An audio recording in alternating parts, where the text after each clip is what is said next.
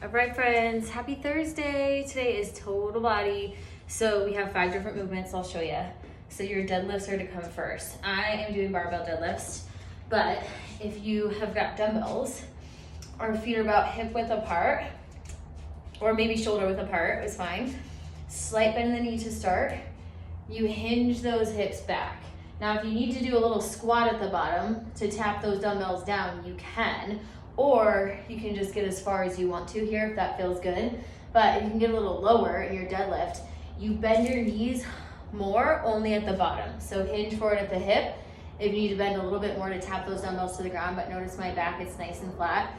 I'm not rounding and I'm not reaching towards the ground. So deadlift is not about reaching towards the ground. It's about pulling away from the ground, engaging those shoulder blades. I pull my shoulder blades away as I hinge forward at the hip.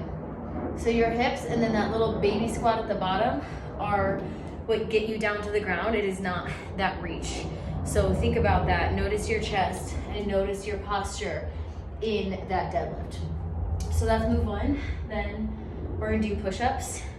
So continue to work on the depth of our push-ups. If you're not quite at that chest to ground, then you can take those up to your incline as that option, which would be the bench or a coffee table or a chair at home. Then we have our air squats. So air squats going for depth. So feet are a little bit wider than the shoulders. Your toes can point slightly out if you need to.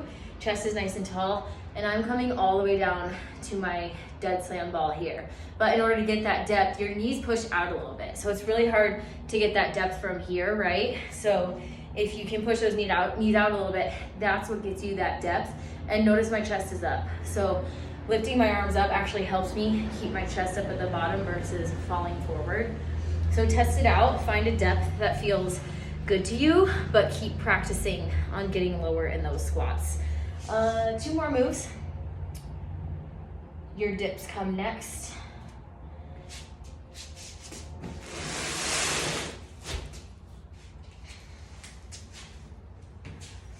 So you'll position those hands on that bench or that box or that chair. And then legs are straight if you can make them straight. My back is super close to the box. I'm gonna dip down and push through it. So you're trying to get a little bit of depth to that, but then squeeze your triceps at the top of the rep. If you need to bend the knees, that's a good option for you, but try to get some depth.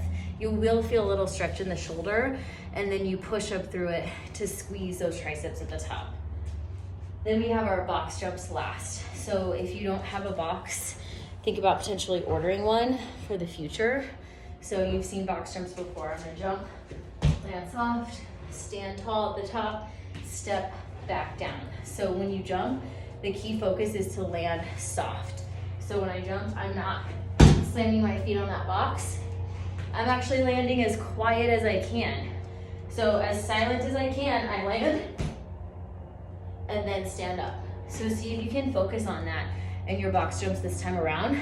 If you don't want to do box jumps, your option would be step ups on a bench or a box, or you can take jump squats off of that completely as another good option. If you need any other options besides that, let me know, and have fun today.